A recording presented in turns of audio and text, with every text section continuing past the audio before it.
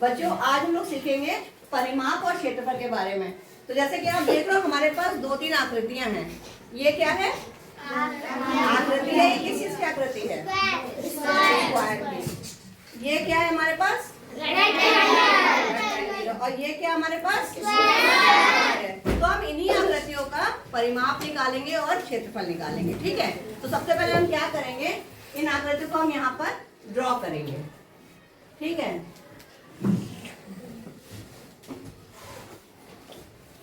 और इसमें आप देख रहे हो कि ये इकाई कितनी है, यानी कि ये जो गुटके हैं वो कितने गुटके लगे हैं? लगे हैं। नहीं, दो इधर है, दो इधर है, दो इधर है ना।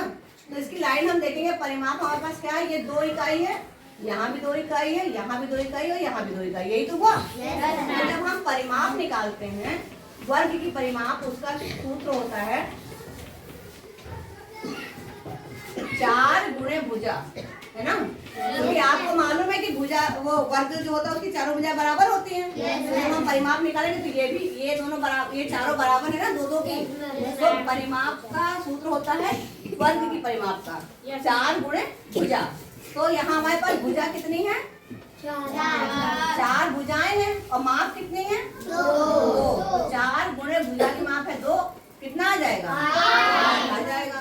ठीक है, एक तो ये हो गया। फिर हमारे पास एक वर्ग और है।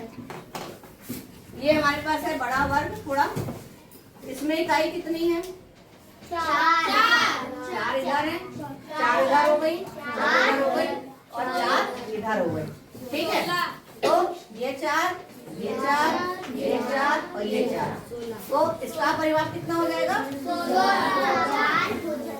परिमाप हो जाएगा 4 गुणे 4 गुणे 4। तो ये हमारे पास क्या हो जाएगा? 16 इकाई। ठीक है, तो इसको हम यहाँ लिखेंगे 8 इकाई और इसको हम लिखेंगे 16 इकाई। इसका समझ में आएगा सबको? अब हमारे पास एक आकृति और है, इसको हम क्या कहते हैं? रेक्टेंगल। अब इसकी परिमाप कैसे निकालेंगे? इसको यहाँ लिखते हैं। तो ये हो जाएगा हमारा, इसको हम पहले लिखे वो चित्र बनाएंगे। इधर कितनी इकाइयां हैं? लंबाई कितनी इकाई है इसकी? 4। देखिए यहाँ 3 इकाई है, यहाँ चौड़ाई कितनी है? 2। लंबाई फिर कितनी है? 3। चौड़ाई 2। तो यहाँ हम देख रहे हैं हमारे पास लंबाई कितनी है? एक ये लंबाई, एक ये लंबाई, है ना। तो लंबाइयाँ 3 3 की कितनी मेरे पास? 6। पहले ये बताओ कि एक ये 3 है, एक ये 3 है, तो लंबाई हमारे पास कितनी है? 2 है ना। और यहाँ चौड़ाई कितनी है? 2 भी 2 है।